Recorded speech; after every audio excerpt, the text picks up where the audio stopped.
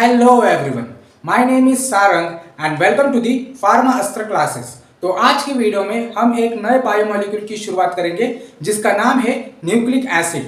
तो इस video lecture में हम न्यूक्लिक एसिड की definition, types of nucleic acid, functions of nucleic acid, उसके बाद वेरियस कंपोनेंट ऑफ न्यूक्लियोटाइड्स और सबसे लास्ट में डीएनए एंड आरएनए के बारे में डिस्कस करेंगे। तो अभी तक आपने लाइक नहीं किया है तो लाइक, शेयर एंड सब्सक्राइब।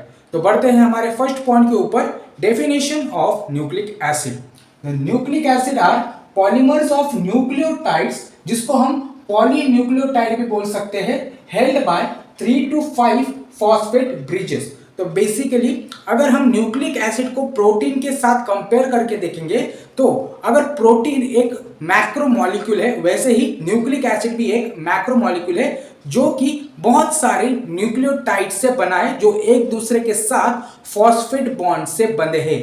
अगर हम प्रोटीन की बात करें तो बहुत सारे अमाइनो एसिड एक साथ बॉन्ड होते हैं बाय पेप्टाइड लिंकेज, तब जाके एक प्रोटीन का फॉर्मेशन होता है।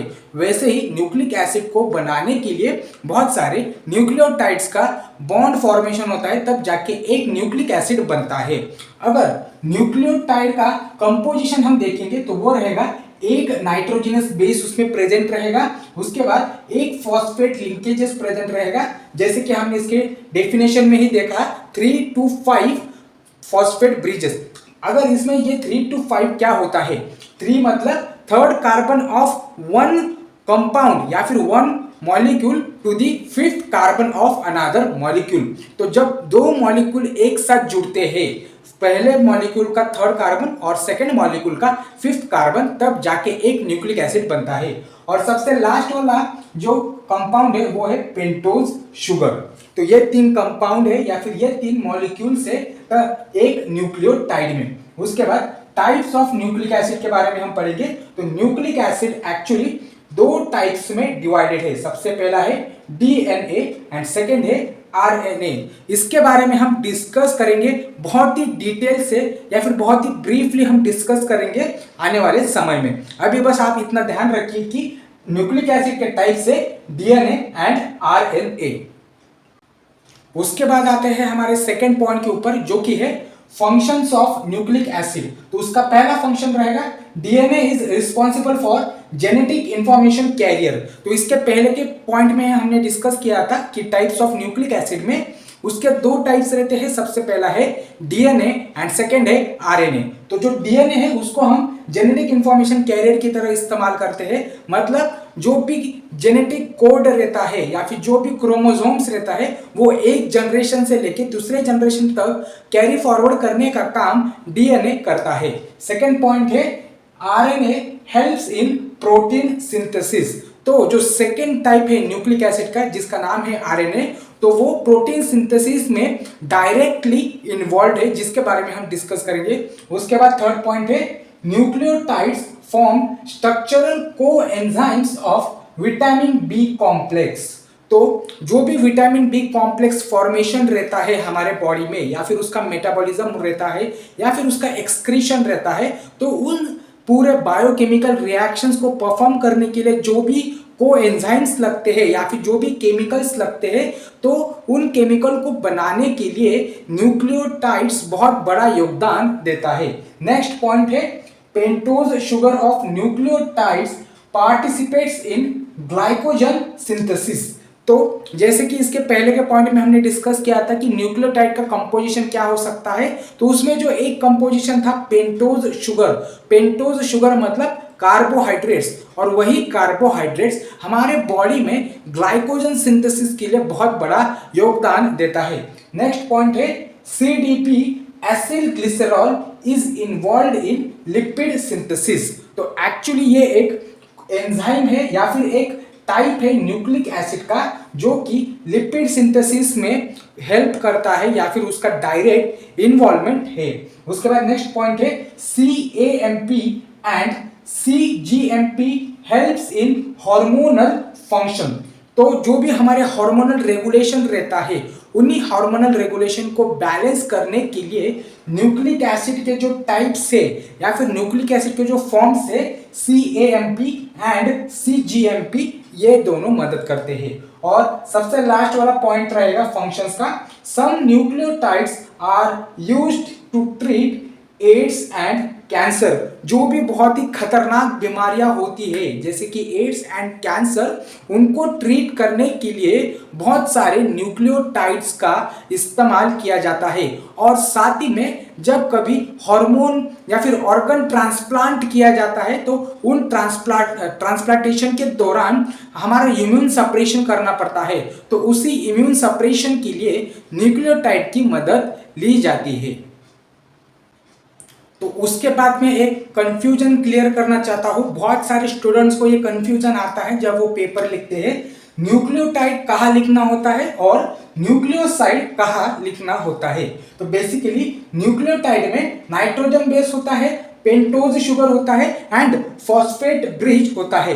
पर न्यूक्लियोसाइड में सिर्फ हमें nitrogen base and pentose sugar ही मिलता है। फॉस्फेट ब्रिज न्यूक्लियोसाइड में प्रेजेंट नहीं होता है। तो इन पूरे कंफ्यूजन को क्लियर करने के लिए मैंने आपके लिए एक ट्रिक बनाई है। तो जैसे आपने एक एबीसीडी का कॉमन फॉर्मेट सुना होगा जो कि आपने बचपन में पढ़ा होगा, लर्न किया होगा, तो उसमें जो पहले आता है P Q R S and T, तो जो पहले आता है एस जो कि एक छोटे भाई की तरह काम करता है, तो एस को हम दो ही ऑर्गेनिक कंपाउंड देते हैं क्योंकि वो छोटा होता है, nitrogen base and pentose sugar.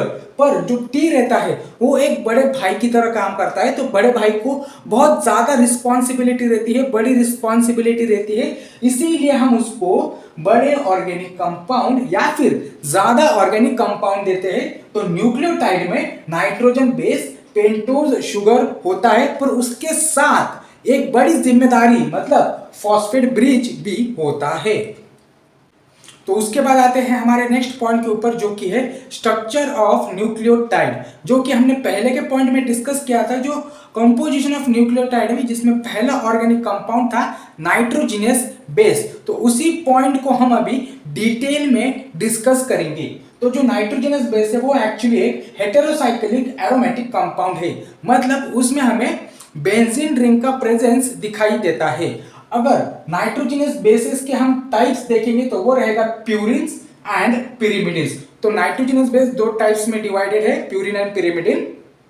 अगर हम प्यूरिन के मेजर बेसेस देखेंगे या फिर प्यूरिन के नाइट्रोजिनस बेसेस देखेंगे डीएनए में, तो वो रहेगा एडेनाइन एंड ग्वानिन। वैसे ही प्यूरिन के जो मेजर बेसेस हम देखेंगे आरएनए में, वो रहेगा एडेनाइन एंड ग्वानिन। तो देखो जो प्यूरिन की जो मेजर बेसिस है वो डीएनए में और आरएनए में एक जैसे ही रहेगी, सेम ही रहेगी। जो पूरा डिफरेंस रहेगा या फिर जो चेंजेस रहेंगे, जो कि डिफरेंशियल चेंजेस रहता है डीएनए में और आरएनए में, वो हमें एक्चुअली पिरिमिडिन्स में दिखाई देता है। तो पिरिमिडिन्स में जो मेजर बेस है डीएनए में वो है साइटोसिन एंड थायमिन, पर आरएनए में पिरिमिडिन का जो बेस है वो रहेगा साइटोसिन एंड यूरासिल। थायमिन की जगह यूरासिल ही रहता है। ये जो मेजर बेस है पिरिमिडिन का, यही आरएनए को डिफरेंशिएट करता है या फिर उसे एक यूनिक आइडेंटिटी प्रदान करता है। उसके बाद आते हैं हमारा जो सेकेंड ऑर्गेनिक कंपाउंड है न्यूक्लियोटाइड कंपोजिशन में, वो है पेंटोज शुगर। तो एक्चुअली पेंटोज शुगर है 5 कार्बन मोनोसैकेराइड शुगर है, मतलब उसमें हमें 5 कार्बन दिखाई देते हैं। उसका पहला पॉइंट है RNA contain D ribose sugar.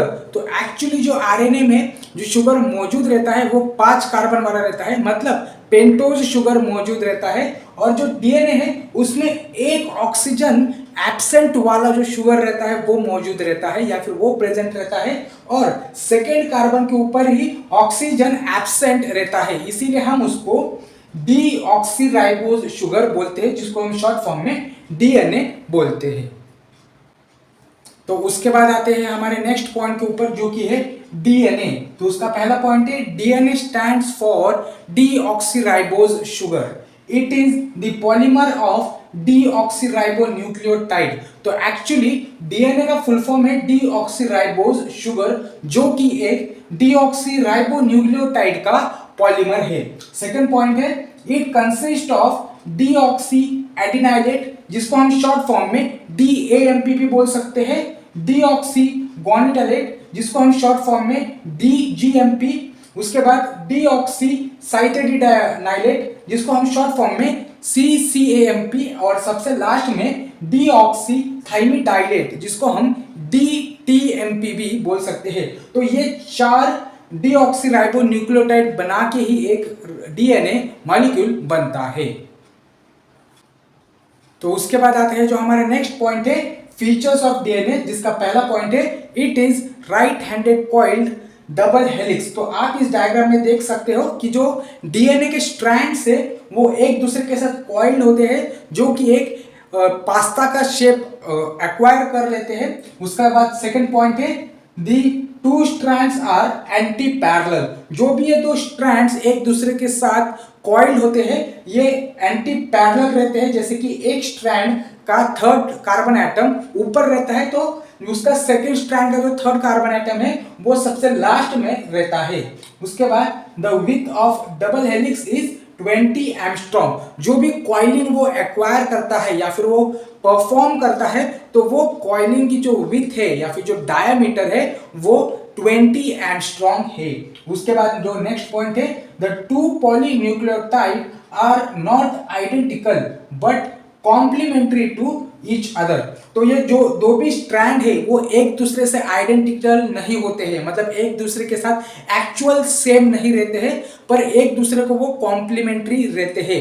मतलब एक के ऊपर अगर प्यूरिन है तो दूसरे स्ट्रैंड के ऊपर पिरिमिडिन प्रेजेंट रहता है, या फिर एक के ऊपर पिरिमिडिन बेसिस है तो दूसरे के ऊपर प्यूरिन बेसिस प्रेजेंट रहते हैं, इसीलिए वो हम उसको कॉम्प्लीमेंट्री बोलते हैं। उसके बाद जो नेक्स्ट और सबसे लास्ट वाला पॉइंट है the 2 strands are held together by hydrogen bond. और अगर उसमें बॉन्डिंग देखा जाए तो जो प्यूरिन एंड पिरिमिडिन का जो बॉन्ड है, जैसे कि एडेनाइन एंड थाइमिन जो है डबल बॉन्ड, और ग्वानिन एंड साइटोसिन है वो एक्चुअली 3 हाइड्रोजन एटम से बॉन्डेड रहते हैं, पर adenine and thymine actually 2 hydrogen atom से बॉन्डेड रहते हैं। ये आपको जो भी बॉन्ड्स दिखाई देते हैं जो कि ये 2 स्ट्रैंड्स को पकड़ के रखते हैं, ये सभी स्ट्रैंड हाइड्रोजन बॉन्ड से ही बंधे हैं। उसके बाद आते हैं जो हमारा सबसे लास्ट वाला पॉइंट है जिसका नाम है RNA, जिसका पहला पॉइंट है RNA stands for ribonucleic acid. It is a single stranded structure. और अगर RNA के टाइप्स देखेंगे हम तो RNA के 3 टाइप्स है। सबसे पहला है mRNA, उसके बाद है tRNA एंड थर्ड है rRNA। तो mRNA का सबसे पहला पॉइंट है it is the straight stranded RNA। Second point है carries message from DNA to ribosomes for protein synthesis. तो बेसिकली mRNA का जो पहला पॉइंट ये रहेगा कि ये स्ट्रेट स्ट्रैंडेड है, जैसे कि आप ये डायग्राम देख सकते हो, ये एक स्ट्रेट स्ट्रैंडेड RNA है। उसका सेकंड पॉइंट है ये मैसेज कैरी करता है DNA से लेकर राइबोसोम तक प्रोटीन सिंथेसिस को इनिशिएट करने के लिए, मतलब किस प्रकार का प्रोटीन सिंथेसाइज करना है, कितने अमाउंट का करना है, किस क्वालिटी का करना है, तो ये सारी जानकारी mRNA अपने पास रखता है और वो राइबोसोम को जाके देता है। और जो एक पॉइंट है AUG जिसको हम स्टार्ट कोडॉन बोलते हैं, तो आप यहाँ पे देखोगे तो ये AUG है जिसको हम स्टार्ट कोडॉन बोलते हैं, एंड सेकंड है UAA जिसको हम स्टॉप कोडॉन भी बोलते हैं। ये start codon and stop codon actually होता क्या है, जब ये mRNA राइबोसोम्स के पास जाते हैं प्रोटीन सिंथेसिस को इनिशिएट करने के लिए, तो राइबोसोम को एक सिग्नल मिलना चाहिए कि हाँ मेरे को यहाँ पे स्टॉप होना है, यहाँ पे मुझे प्रोटीन सिंथेसिस स्टार्ट करना है। तो उसी स्टार्ट एंड स्टॉप करने के लिए ये codons initial and final point के ऊपर प्रेजेंट रहते हैं। उसके बाद जो सेकेंड टाइप का RNA है जिसको हम tRNA भी बोलते हैं या फिर ट्रांसफर RNA भी बोलते हैं। उसका पहला पॉइंट है इसका मॉलिक्यूलर वेट है 40,000 से लेके 1 लाख तक। उसके बाद सेकेंड पॉइंट है स्ट्रेट स्ट्रैंड शोज कॉइलिंग। तो ये mRNA की तरह स्ट्रेट स्ट्रैंडेड है या फिर स्ट्रेट चेन में है, पर वह कभी कभी कॉइलिंग दिखा देता है, खुद से ही कॉइलिंग दिखाई देता है, खुद से ही वो हाइड्रोजन बॉन्ड फॉर्म करके दिखाई देता है।